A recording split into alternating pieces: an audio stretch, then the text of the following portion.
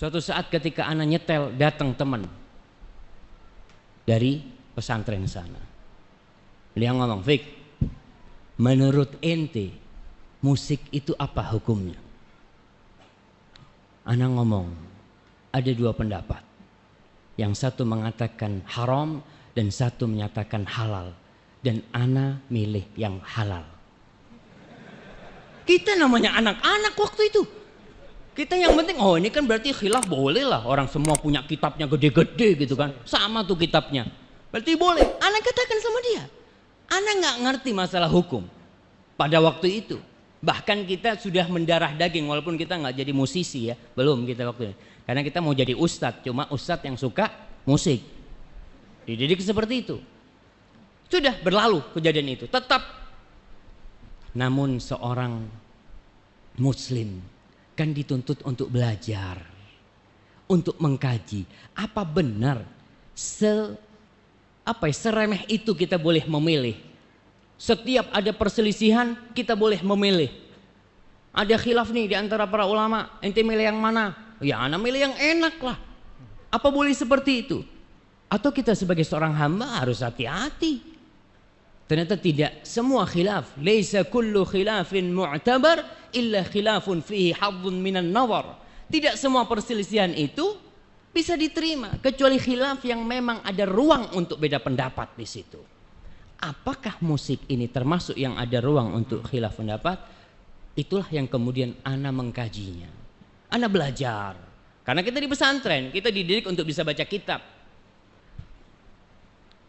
Ternyata perselisihan itu tidak bisa diterima. Kenapa? Imam yang 4. Kita bicara imam yang 4.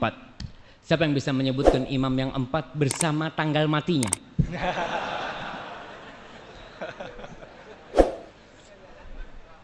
Nah, masa nggak ada mah? Oh, ada tuh di sebelah sono. Fadhal. Imam yang pertama Abu Hanifah 150 Hijriah, alhamdulillah. Yang kedua Imam Malik bin Anas 179, betul. Anak koreksi betul nggak? Anak lihat di sini. Nah, fadhal. Nah, 204 Hijriah Imam Ahmad 241 Hijriah, Masya Allah. Kasih double, dua hadiah, double hadiah menerima, Masya Allah. Satunya buku lah, kasih buku nggak apa-apa. Masya Allah, Masya Allah. Nah, itu imam yang 4. Dari mulai Abu Hanifah 150. Pada 150 Hijriah itu lahir Imam Syafi'i. Beliau lahir tahun 80 Hijriah, Imam Abu Hanifah. Meninggal 150. Pas meninggalnya Abu Hanifah, lahirlah Imam Syafi'i. Maka dikatakan matal imam wa wulidal imam. Meninggal seorang imam dan dilahirkan kembali seorang imam. Yaitu Imam Syafi'i rahimahullah ta'ala. Kemudian Imam Malik 179. Kemudian Imam Syafi'i 204 dan Imam Ahmad 241. Subhanallah. Itu imam yang 4 berpendapat haram. Saya ngomong, mau milih madhab yang mana ana ini? Kalau 4-nya haram, ada madhab lain kata dia. Madhab Zahiri itu ngomong halal. Ibnu Hazm tadi. Ibnu Hazm nih. Ibnu Hazm ini menyatakan halal. Coba kita lihat kapan Ibnu Hazm lahir dan kapan imam yang terakhir meninggal. Siapa yang tahu Ibnu Hazm itu lahir kapan? Ada yang tahu? Ana harus nyontek juga jemaah. Ibnu Hazm ini beliau dilahirkan tahun 384 Hijriah. Imam yang terakhir meninggal kapan? 241. Jadi 143 tahun ya. Betul. 143 tahun kemudian lahir Ibnu Hazm. Dia meninggal tahun 456. Jadi perbandingan meninggalnya dengan meninggalnya Imam Ahmad 200 tahun kira-kira. Ibnu Hazm ini berpendapat bahwasanya musik itu halal. Ana ngomong kira-kira bisa diterima enggak ya? Kalau ana mau ikut hawa nafsu ana waktu itu, ana akan ikut Ibnu Hazm. Tapi setelah dipikir-pikir, masa imam yang 4 nih salah? Kemudian satu imam nih benar. Pendapat dia itu ternyata mendhaifkan semua hadis. Dia mengatakan dalam kitabnya Al-Muhalla Ibnu Hazm yang menyebutkan kira-kira 21 hadis tentang musik. Kemudian dia mengatakan, kata dia, tunggu nih, mana perkataan Ibnu Hazm? Kullu ma ruwiya fiha batilun maudhu. Semua hadis yang diriwayatkan tentang musik ini adalah batil, nggak benar dan palsu. Kok bisa? Masa imam yang 4 nerima hadis palsu sama hadis batil? Ana jadi bingung, kayaknya enggak. Maka kita lihat nih, bagaimana pendapat ulama tentang hadis-hadis yang katanya Ibnu Hazm semuanya batil dan palsu. Ternyata Ibnu Hazm ini seorang alim ulama yang besar, yang senior, tapi dia bukan ahli hadis. Sosok ahli hadis yang lebih dari beliau, Imam Bukhari umpamanya. Imam Bukhari mensahihkan hadisnya. Ibnu Hibban, pengarang kitab Sahih Ibnu Hibban, mensahihkan hadisnya.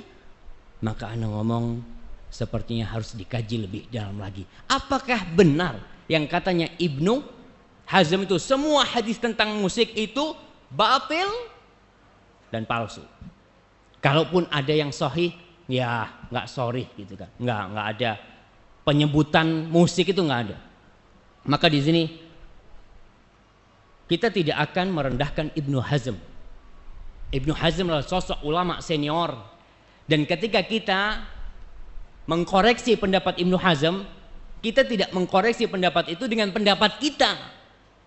Siapa ente gitu loh, baru jadi ustadz udah berani jelek-jelekan Ibnu Hazm. Lah, ma'adzallah kita menjelek-jelekan Ibnu Hazm. Kita berbicara tentang agama nih. Kita membandingkan antara pendapat yang mengatakan halal dan haram, bukan masalah makruh ini. Antara satu di ujung neraka, yang satu juga di ujung neraka. Yang mengatakan haram berarti dia, ya sudah, yang melakukannya bisa masuk neraka. Yang mengatakan halal, kalau ternyata dia menghalalkan yang haram, maka dia juga berbahaya urusannya ketika menghalalkan yang haram.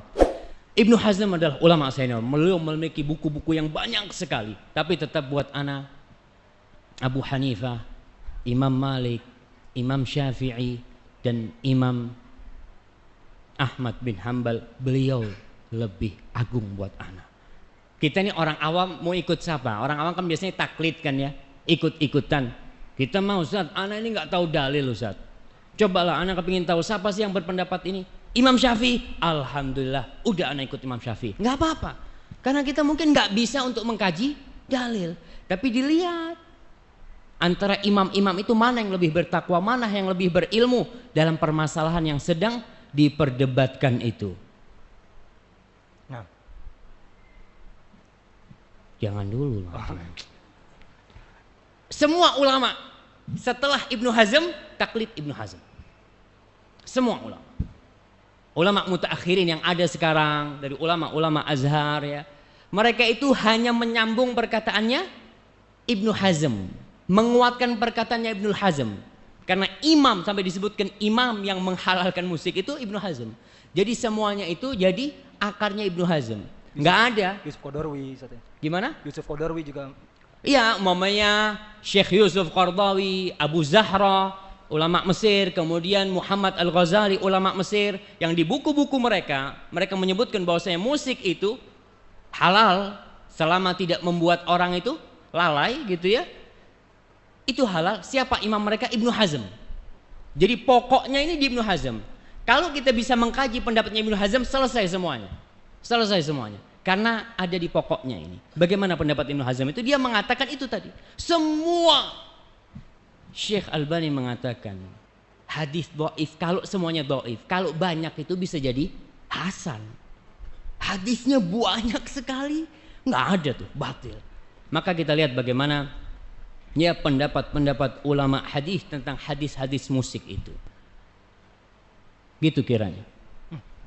Nah, tadi Ustaz mengatakan dan Ustaz belum menyebutkan hadis-hadis yang sahih yang mungkin bisa Ustaz utarakan, dan mungkin siapa saja yang hadis-hadis yang sahih tadi yang mensahihkannya, mungkin juga ulama-ulama sekarang ataupun yang terdahulu. Nah, ya kalau bicara hadisnya sudah disampaikan Ustaz Ahmad Zainuddin waktu itu. La ya'tiyanna aqwamun yastahilluna al-hirra wal harira wal khamra wal ma'azifa. Akan datang suatu masa yang orang-orang itu menghalalkan zina. Na'udzubillah, nih penghalalan zina sekarang kita lihat tampak sekali. Dan antum bisa bayangkan, WTS sudah habis dari bumi Indonesia. WTS sudah nggak ada lagi. Yang ada apa? Wanita harapan. Hah? Wanita harapan tuh. Ana sampai bingung itu. Ketika seorang mengatakan, ente kerjanya apa? Ana wanita harapan. Keren banget kerjaannya mas. Siapa yang nggak mau jadi harapan? Penghalalan itu mulai. Orang ketika tahu WTS, wanita tunasusila, mau nggak mau dia suatu saat akan bertobat. Karena dia tahu, ana nih tunasusila nih. Yang ana lakukan nih haram. Tapi dibikin tuh supaya nggak jadi haram. Ente itu PSK. Apa? Pekerja seksual komersil. Antum nggak hafal? Masya Allah. Nggak apa-apa. Iya, itu yang terjadi. Nggak ada tuh sekarang yang namanya pelacur.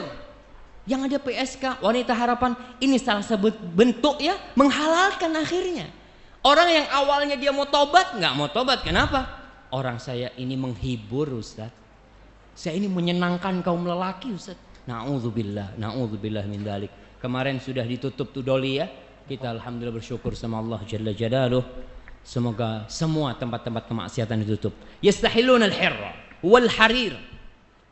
Mereka menghalalkan harir, sutra. Kemudian wal khamra, minuman. Bagaimana? Saya ingin katakan bahwa saya menghalalkannya ini bukan mereka yakin itu haram, bukan. Mereka menghalalkannya itu karena ada syubhat. Orang yang menghalalkan musik, kita tidak mengatakan dia kafir, tidak. Karena dia menghalalkannya menurut dia. Ini hadisnya masih lemah. Kan segala sesuatu itu halal kecuali yang ada dalilnya. Ketika dalilnya lemah, anak rasa anak nggak mau ikut gitu kan. Apakah benar seperti itu? Ini hadis mengatakan mereka akan menghalalkan zina, sutra bagi kaum lelaki. Kemudian yang ketiga, khamr. Khamr itu sudah nggak disebut minuman keras sekarang. Di Arab itu disebut namanya al-masyrubat ar-ruhaniyah. Minuman rohani kata dia. Itu orang kalau minum, ente minum apa ini? Minuman rohani, biar ente tenang gitu kan. Orang kan, oh coba gitu kan, na'udzubillah. Itu orang menghalalkan itu. Dan yang keempat, wal ma'azifa. Ma'azif itu jam'u mi'zaf. Jamak dari mi'zaf. Mi'zaf itu artinya alat musik. Subhanallah, dan ini salah satu jawami'ul kalim yang diberi Rasul SAW. Beliau mengucapkan kata-kata yang ringkas tapi maknanya luas sekali. Beliau tidak mengatakan yang haram itu gendang, yang haram itu tombur, yang haram itu piano, enggak, ma'azif. Karena memang banyak alat-alat musik yang tidak ada di masa Rasul SAW. Yang terjadi selanjutnya, Ustaz, hadisnya ini katanya Ibnu Hazm dhaif, sama palsu. Enggak palsu kalau hadis ini. Ibnu Hazm mengatakan hadisnya mu'allaq. Mu'allaq itu yang tidak disebut perawinya. Bukhari menyebutkannya dalam sahihnya, tapi dia tidak menyebutkannya secara musnad. Sanadnya lengkap enggak. Ada yang terputus. Oke, Imam Bukhari menyebutkan itu dengan sighatul jazm. Yang pasti dia meriwayatkan hadis itu. Dan kemudian kalau dikatakan putus, oke. Imam Bukhari tidak menyambungnya, tapi ulama hadis bukan hanya Imam Bukhari. Perawi-perawi hadis itu banyak sekali. Imam-imam itu. Oleh karena itu Ibnu Hajar al-Asqalani yang bermadhab Syafi'i, dia menyambungkan sampai dari 9 jalur. Hadis itu bersambung sampai Rasul SAW. Dan terbukti hadis ini diterima oleh ulama-ulama madhab yang 4. Dijadikan itu sebagai patokan. Kenapa mereka berpendapat musik itu haram? Siapa aja yang mensahihkan Ustaz? Ana kepingin tahu. Kalau antum kepingin tahu nih, ana sebutin ya. Yang pertama mensahihkan Imam Bukhari dengan dia menyebutkannya dalam kitab Sahih Bukhari. Yang kedua Ibnu Hibban. Ibnu Hibban ini ahli hadis yang mengarang kitab Sahih Ibnu Hibban. Yang kedua Al-Ismaili, dia juga menyusun Mustadrak kalau nggak salah, yang bersambung, hadis-hadis yang bersambung kepada Rasulullah SAW. Kemudian Ibnu Salah Asy-Syafi'i yang madhabnya Imam Syafi'i. Kemudian yang kelima Imam Nawawi. Imam Nawawi pengarang Majmu' Syarah Muhadzab, pengarang Riyadhus Shalihin, pengarang kitab Al-Adhkar, penyusun kitab Al-Arba'in An-Nawawiyah, beliau mensahihkan hadis ini. Kemudian Ibnu Taimiyah Al-Hambali dari madhab Hambali, beliau juga mensahihkan. Kemudian Ibnul Qayyim Al-Hambali, kemudian Ibnu Katsir Asy-Syafi'i, kemudian Ibnu Hajar Al-Asqalani, kemudian Ibnul Wazir As-San'ani, kemudian As-Sakhawi pengarang kitab dari hadis, kemudian Al-Amir As-San'ani. Itu ulama-ulama besar dalam ilmu hadis. Dalam ilmu hadis, semuanya mensahihkan hadis tentang musik. Kok nggak diikutin mereka? Kok pada ikut Ibnu Hazm, ulama-ulama sekarang? Kalau kita disuruh milih, maka pilihlah yang ahli.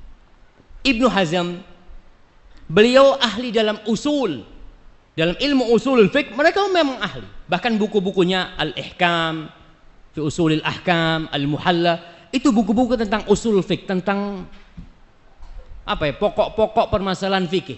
Itu kitab Ibnu Hazm. Beliau mengarang banyak kitab, tapi beliau tidak lebih senior dari Imam Bukhari, tidak lebih senior dari Imam Ahmad, tidak lebih alim dari Al-Asqalani dalam masalah hadis.